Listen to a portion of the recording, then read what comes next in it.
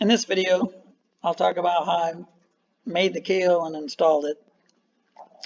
And so the keel is a long piece. It's actually two laminations, and it's 4 inches wide. And so I used scarf joints to attach. So I didn't have stock that was that long enough. So I used the same jig that I used on the motor stringers. So I've got more detail in the jig and how I did that to make the motor stringers, but I used the same approach. So this is showing how I cut one half or one part of this scarf joint, and this piece up here that's on my table saw, you can kind of see this plywood piece, and there's a board that's attached to it that holds the piece I'm cutting at an angle, and I have another one that goes on the other side when I flip the board over. So if you want to see more about that, I guess check out the way that I made the motor stringers. But this is just showing a little more from more of a top view of this is that plywood piece that's got a runner on it that fits in the slot of my table saw, and then this piece here of stock is attached to this board, and then I clamp the piece I'm cutting, of course, on here, and then I have a table that's set to basically the same height as the table saw, and it can slide along there to make the cut. So you have to be careful with this because as you can see, there are no guards on this blade, so be very careful if you do this approach. But you can see some pieces over here that have been cut already, the scarf joints.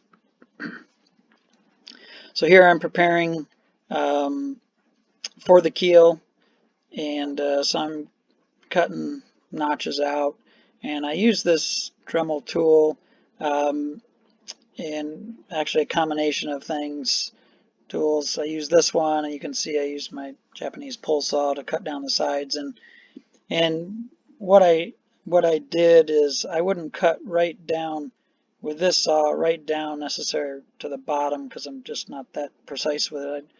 Wherever my line was, however deep I wanted it, I would cut a little higher and then finish it off with my rasp and or whatever else I could find. So it takes a little bit of iteration to cut these slots like this. At least it did for me. So here you can see I've got I think I've got all of them cut now in this picture. And you can see that. And the way that I mark the center line of these, I showed it in the previous video where I used my laser to mark the center of these frames and then measured basically 2 inches on either side to make these cuts. And again, it takes fine tuning with a rasp and square file or whatever you've got on hand. And here I'm showing I've got a a little over 6 foot level, and I'm just making sure that actually the bottoms of these are not level to the earth, but straight. You want these to be straight as possible. They don't have to be perfect, but it's good to make them as straight as you can. I mean, you're still going to fair the keel once it's attached, but it's best to have it as straight from the bottom of these notches all the way across if you can. And so what I'm showing here is, I may have another picture coming up, but to epoxy those scarf joints, I just put them right on the boat and clamp them. You can't really see the joint in this picture, and then just put plastic and stuff down for drips and things. And what I would do is clamp both halves. You can see I've got a clamp here, and then I guess I'm not showing. I think there's a clamp further back, just to keep it from sliding. Because when you try to epoxy scarf joints, the pieces tend to slide apart as you clamp them, and you don't want to over clamp because you don't want to squeeze the epoxy out.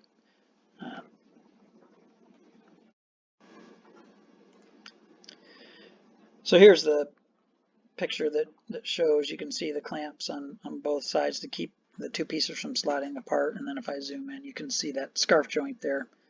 And again, you don't want to over clamp.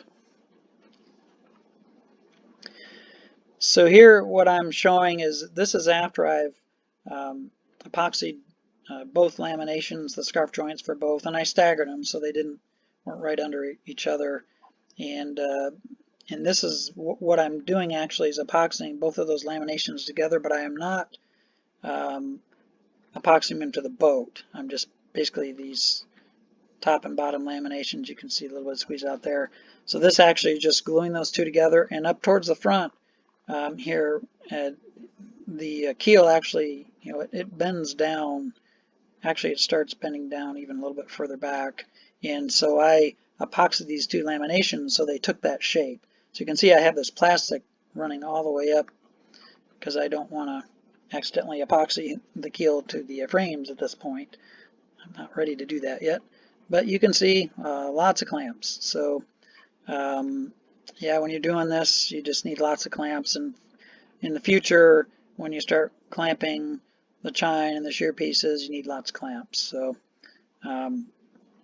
I have a lot, and I used a lot of them, or used all of them. And so here's just another piece you can see, and you can kind of tell how this is bending down to shape. So it takes a little bit of clamping force, but it's not too bad. And so if I zoom in a little, I guess you can see back there a little bit, but just using the boat as my work surface, work table. And then here, the keel is now, the two laminations are epoxied together, but it's before I've cleaned it up. So I sanded this off so it cleaned up those sides, and yep, so you can kind of see that. And this is just showing the notches in the frames for water drain holes, and some people use a router to make these rounded off. I just used my Japanese pole saw and just cut notches like this, and you can do it either way, but certainly you want to have something in here so water can flow from frame to frame so it doesn't get stuck in there. And this is showing after the keel's been attached. So at each frame there's 2 screws that are used, and then epoxy at each joint, so you can see that. And then clamps, I'm not showing it, but I of course clamp those too while the epoxy set up. And this is just showing another picture of that, and you can see how the keel actually slopes down when you get to frame 7 here. And this is showing a side view because right in this is frame 7, and in the stem, the plans call for bolts. So I've got 2 bronze bolts that I did countersink them in here. I think this previous picture you can see that, yes.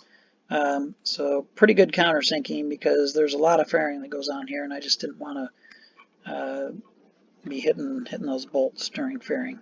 So there you can see, and so this is where the front of the keel where it slopes down and goes right into that pocket. And this cutout is actually per the plans of the stem, so the plans call for that to be cut out. So, and that is how I made the keel and attached it.